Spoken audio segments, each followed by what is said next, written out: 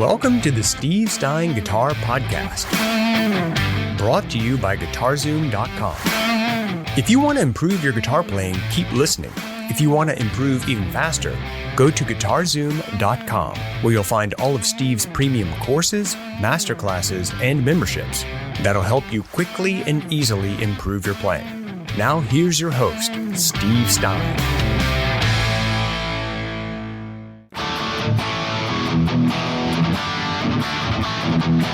And we'll go ahead and get started.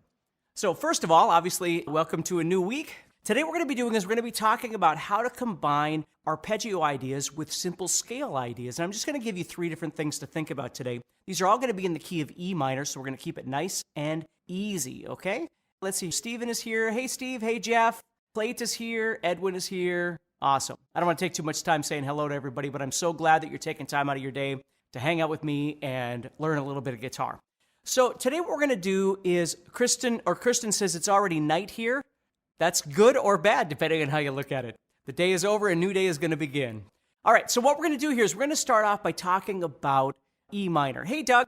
And what I'm going to do is I'm going to show you two different scale ways to play the E minor scale that I use. And again, many of you probably already know all this stuff, but I just want to go through this. So let's say, for instance, I was starting off on E on the 7th fret of the 5th string. I'm going to play straight E minor. So I'm playing...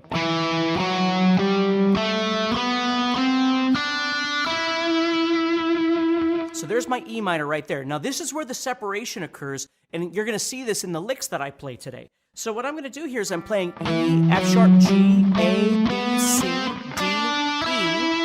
And then what I'm going to do is I'm going to reach up here to the 2nd string, and I'm going to play F sharp, G, and A, and then B, C, and D. So it looks like this. For those of you that might be kind of new to this, I'm playing 7, 9, 10, 7, 9, 10, 7, 9, 7, 8, 10, and then 7, 8, 10 again.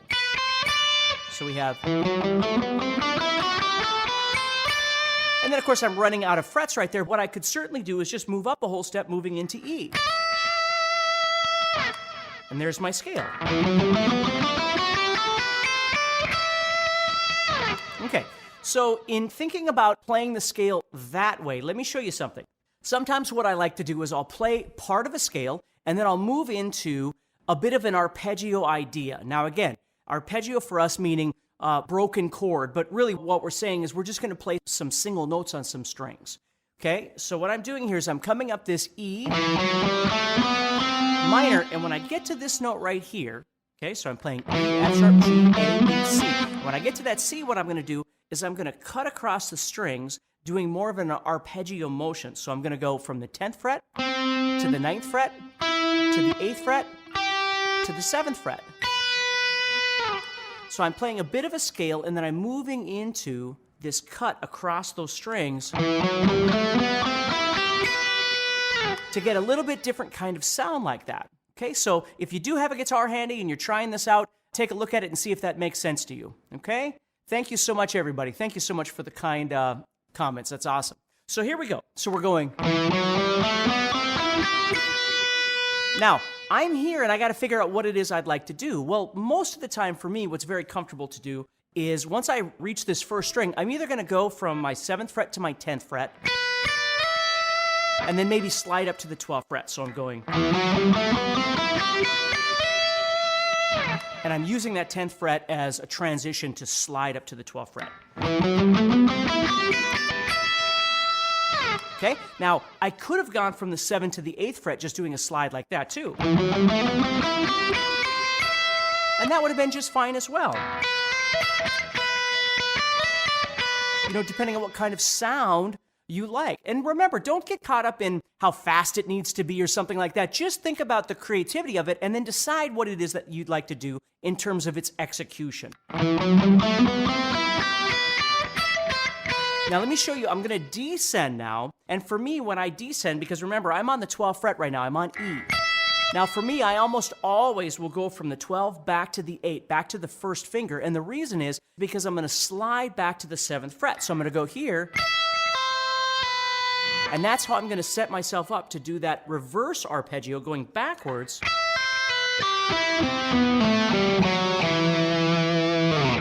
You You see? So I could move up this way. And when I go backwards,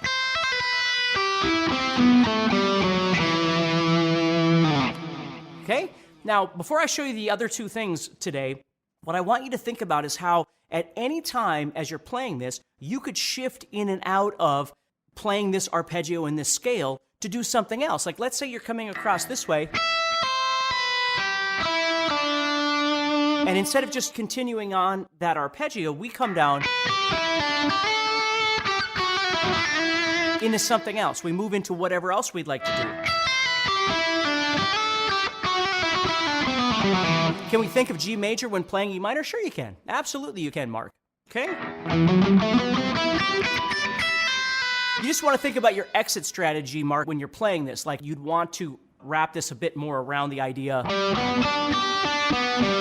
playing something that sounds a bit more like a G major, right? Which is very easy to convert this to that, but absolutely you could do that. So as I play,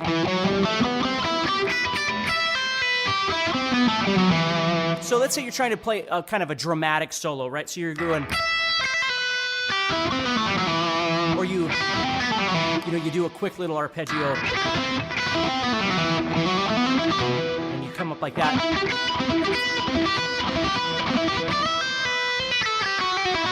But at any time, you can drop back into that scale and start doing your normal.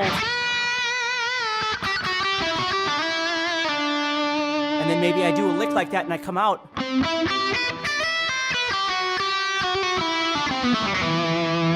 And then maybe I want to go back into that arpeggio. You see, and I don't always have to play it exactly the same. I might not do that. I might just play the outsides and just play 7 and 10. Now let me show you that. What I'm doing right there is I'm playing 12, 8, 12, 8, and then I'm sliding back to the 7 here. Right? Because this 12 is a B, and that's a B. So I could play this over here.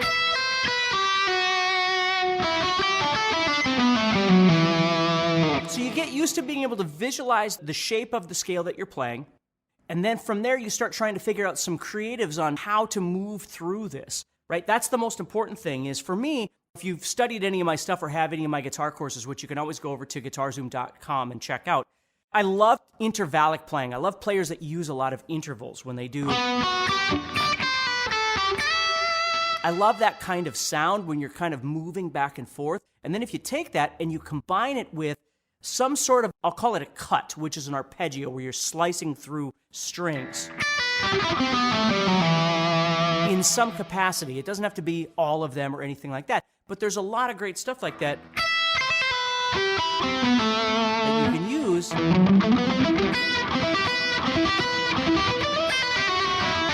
You see? So there's lots of different ways that you can approach this. Now let me show you another thing that you can do. And this time I'm going to take that same E minor scale, but this time at that junction that I showed you before, I'm going to play. So I'm playing up to the E. I'm playing E again, same thing. E, F sharp, G, A, B, C, D, E. But this time, instead of playing F sharp over here, what I'm going to do is I'm going to put F sharp on the 3rd string at the 11th fret right here. Okay? And because I'm doing that, it's easier for me to reposition my fingering when I play this, if I know this is coming. Instead of playing my 1st, my 3rd, and my pinky, and then my 1st, 3rd, pinky, and 1st, 3rd, and then pinky out here, which is perfectly fine if you do that. There's nothing wrong with that. But if in my mind I know this is the direction or the path I'm trying to make, oftentimes what I'll do is I'll start off by playing my 1st, middle, and 3rd, which puts me on 1st, middle, and pinky right here.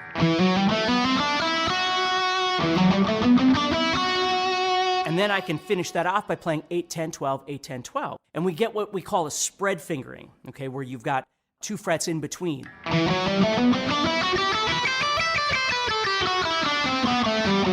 So just as from a scale standpoint, some of you might like to play it this way. And some of you might like to play it this way. And I play them both ways because I might be coming from this spot and then drop back, and now I'm in that first position that I was showing you. Right? Or I might come off that and just stay in that kind of shape, arpeggio or cutting ideas, right? So what I'm going to do here is I'm going to play 7 to 10, and then 9, and then 7, which gives me a really nice sounding minor 7 arpeggio.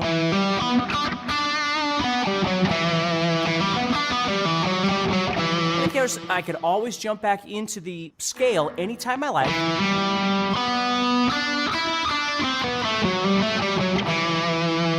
I'm just separating these two sounds. Now when I get to this dominant 7 or minor 7, what I'm going to do there is I'm going to move up to the 11th fret, which we'll call the 9th, if you know what your notes are, and if you don't, it's okay, or your intervals. What I'm doing is, let me explain it in terms of fret numbers. So I'm playing 7, 10, 9, 7, 11.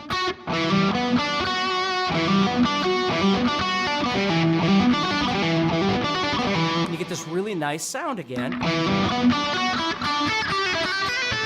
And you can always drop back into your scale.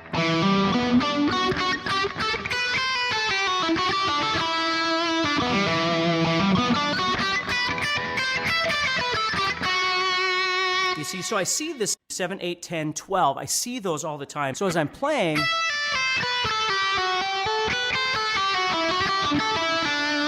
I can drop into back and forth between those anytime I like and just reposition myself. So I'm using this minor 7 arpeggio, adding the 9, and then I could keep going and play 8, 12, 8, 12. So it sounds like this. And I get these really big interval sounds as I play something like this. Let me just make sure we're caught up with everybody here. Thank you so much for being here, by the way. So as I'm doing this, and again, don't keep telling yourself that it has to be a certain speed to be good. It really doesn't. It's just your execution, however you want to play this. And you might drop back, or watch this. I might come up to this one I've just showed you.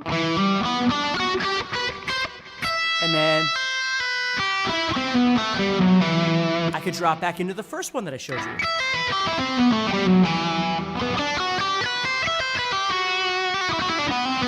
So it's just any kind of thing like that that sounds interesting, that shakes up the way that you're normally playing is always a good thing.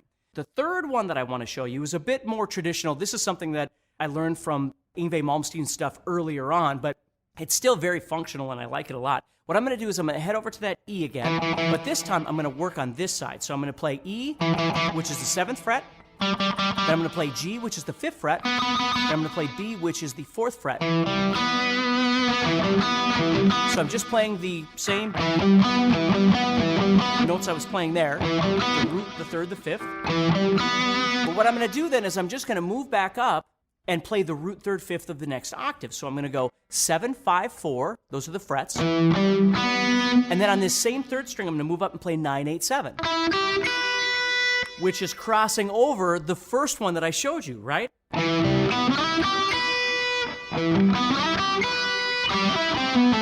Right, that one right there. So I'm just crossing over that same border. And then what do I want to do? Do I want to go, or do I want to go?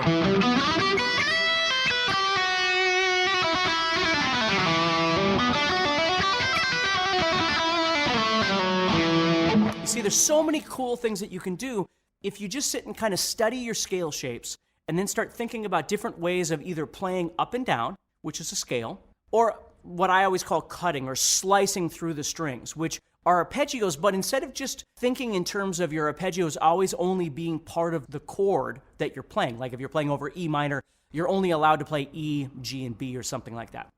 Don't think of it that way, okay? Think of it more as, how can I play it? Like last Monday's thing that I talked a lot about this. So as you're playing, think about different ways of being able to cut through or slice through those strings that makes it comfortable for you as a player too. Not just whether or not harmonically it's fitting over the chord that you're playing, but does it feel good?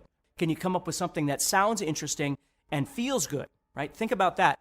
Steven said fretboard familiarity, which is totally true, okay? You know, just any kind of thing like that. So what I do is I'll take, let's go back to the second one I showed you, which is the 7, 10, 9, 7. And then there's my 11. So what I'll do is I'll do a turnaround on this where I do a pull-off from the 11 back to the 7. And then I do 9 and 11 as hammer-ons.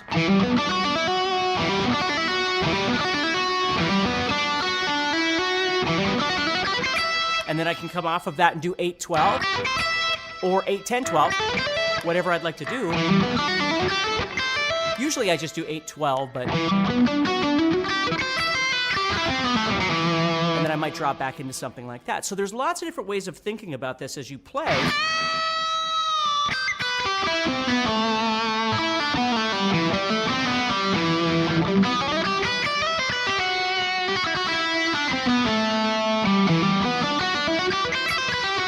See that? See, that's what you want to get used to, is being able to take these ideas. You can watch this video as many times as you want on YouTube or Facebook or whatever, and learn some of the things I'm showing you for sure. But then learn how to convert them into something that feels comfortable for you when you play.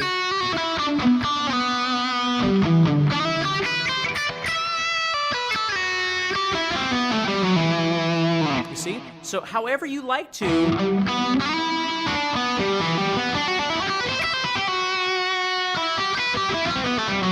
However you like to move and maneuver across the fretboard, that's the most important thing. So hopefully that helps you a little bit. Thank you so much for watching. Try and work on this over the next week, and I'll have something brand new for you next Monday. Stay positive, keep practicing. Head over to guitarzoom.com and check out my guitar courses, that sort of thing. And please share the love. Show somebody this video or send them to my YouTube page or whatever. I always appreciate that sort of thing. So take care. Next time on the Steve Stine Guitar Podcast. So let's say that you're studying, again, it could be minor blues. I'm going to be in A today. So we're going to be in A minor blues. Or you might be in A major blues, or pentatonic, I should say.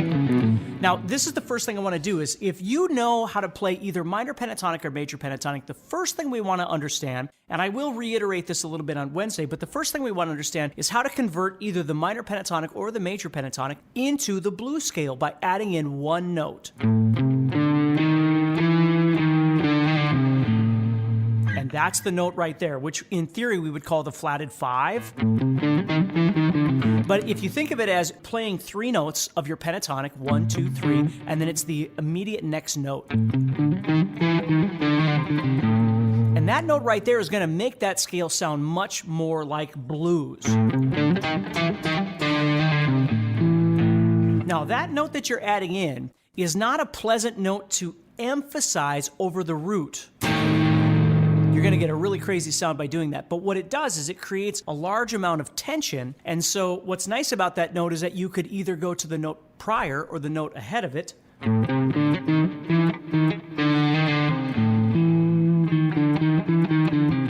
And get that kind of bluesy sound. So understand that there are notes that we want to try and emphasize or spend time on, and then there are notes that we use kind of in passing. Well, this is one of those notes that we're passing over, but when we use it, it sounds great. If you enjoyed today's podcast and want to learn guitar even faster, go to guitarzoom.com and click the Get Started button to get access to courses that are right for your interest and skill level. Again, go to guitarzoom.com and click the Get Started button.